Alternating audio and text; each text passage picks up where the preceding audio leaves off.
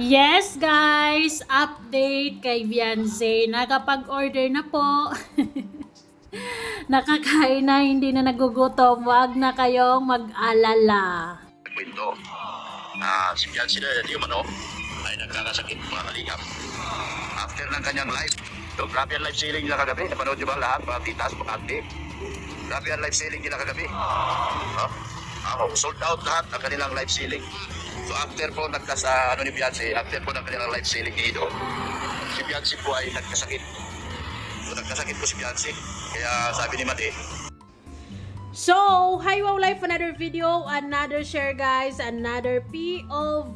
So, ngayon guys, magbibigay lamang tayo ng konting updates or thoughts about sa statement na sinabi ni Dr. Love na Kisho after ng live selling, nagkasakit si Beyonce at nagugutom. At yung statement na yan ay hindi masyadong nagustuhan ng mga EDC fans dahil posibleng mabash either si Kalinga Pido, yung mga magulang ni Beyonce, or si Beyonce mismo. Minsan kasi si Dr. Love medyo na-exage na niya yung mga bagay-bagay, di ba? So, hindi niya masyadong minsan napaka-sensitive ang OA na. Well, anyways, bago ang lahat, don't forget to support and subscribe Kuya Val Santos Matubang at Iid na Vlog Kalingap Rab at sa lahat ng Team Kalingap. Syempre guys, salamat sa suporta at pagmamahal nyo sa aming mga Kalingap reactor. So, kung napapansin nyo, yung mga pictures na yan, uploaded yan sa IG ni Beyonce from last night. Hindi na po siya nagugutom guys at nakapag-order na, nakakain na. So, kung napapansin nyo, parang nasa isang karinderya sila or ano ba yan, burgeran or basta yan, kasama ang beneficiary ni Kalinga Pido. Ayun, so I guess ay kumain sila dyan.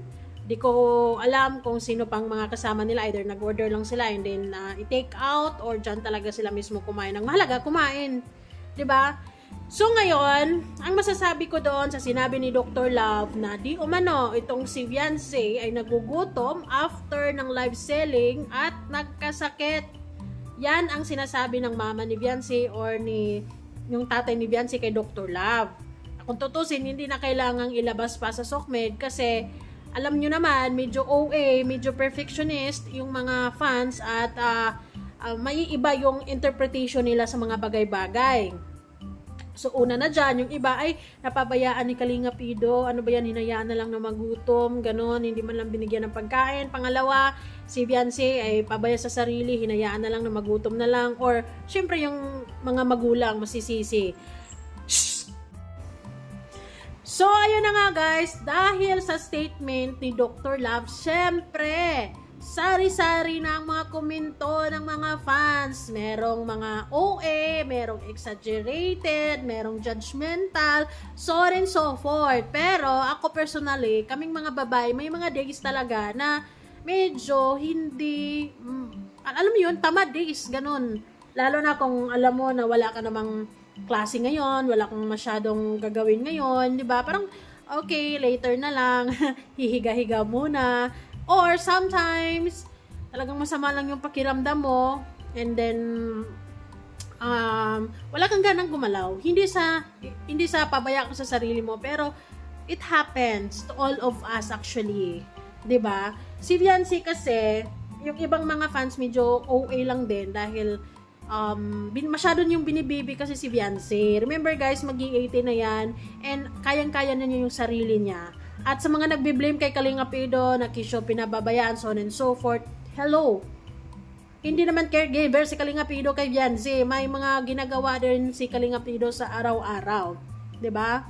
So, ang magagawa ni Kalinga Pido dyan is to push Beyonce, oy, kumain ka na dyan, like, wag kang magpabaya dyan, kumain ka sa tamang oras, so on and so forth. Pero, in reality talaga, kahit sinabi na ng taong mahal mo dyan, kapag ka tinamad ka, lalo na kapag hindi nga maganda yung nararamdaman mo, matamad na magluto or like gumalaw muna. Pero hindi man yan like isang buong araw ay hindi talaga kumain or hindi nagugutom kasi sigurado tatayo ka talaga because kailangan mong kumain, 'di ba? Kahit may sakit ka pa, 'di ba? Ganon. Pero yung nasabi kasi ni Dr. Love, dapat kasi hindi na sinasabi yun live or hindi na yun sinasabi sa sa vlog. Kasi, alam mo yun, mamimisinterpret ng ibang tao yan eh. Hindi naman kasi lahat maintindihan si Viancy.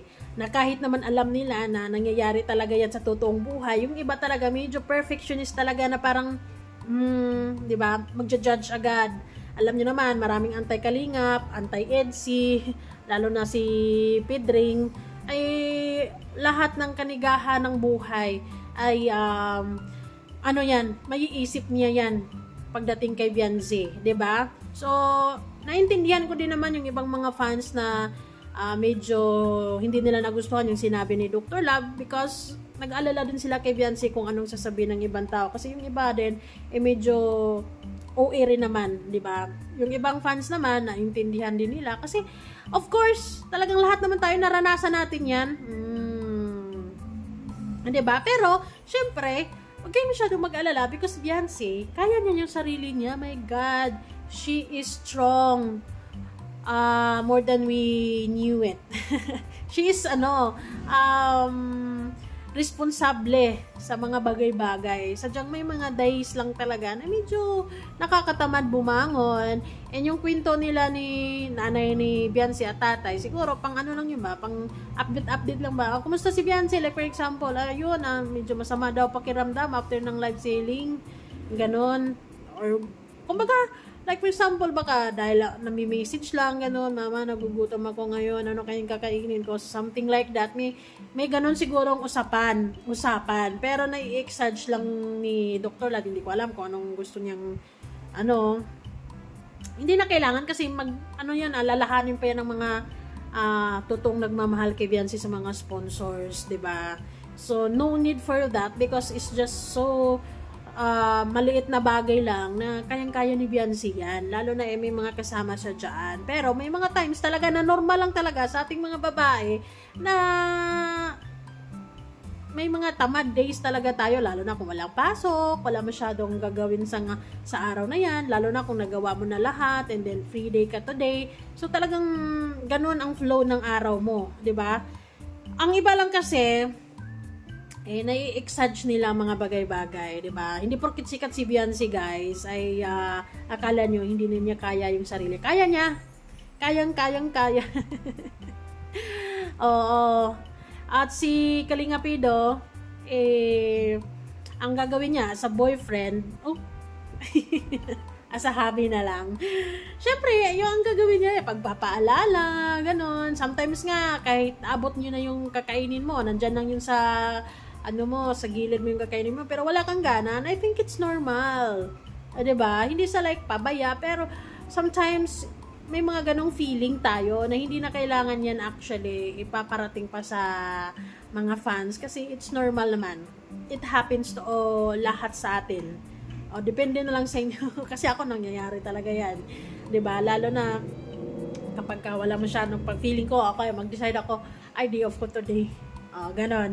So, masyadong, kalma lang ang araw mo, hindi ka nagmamadali. Unlike kapag sunod-sunod yung schedules mo, like yan, lalo na nag-aaral, ay kahit may sakit yan, talagang babangon yan. Diba? Kakain yan. Pero kung walang masyadong gagawin sa araw na yon ay wala muna. Rest, ganyan. Pero rest assured, guys, ay nakakain na po si Viancy. Okay na okay? Huwag kayo masyadong mag-aalala dahil okay si Viancy. Kayang-kaya niya yung sarili niya at syempre hindi rin siya pinababayaan ng magulang niya at hindi rin siya pinababayaan ni Kalinga Pido. And hindi rin niya pinababayaan yung sarili niya. Just that it happened, 'di ba? May mga ganong days talaga. Medyo binigyan lang ng negatibong meaning. Lalo na hindi porket sikat ka na perfect ang flow ng buhay mo. May mga days talaga na ayaw mong kumilos, ganun lang. 'Di ba?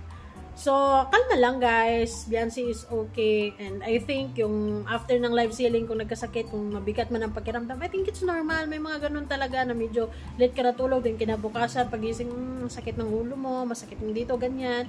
And it's okay. It's completely okay. 'Di ba?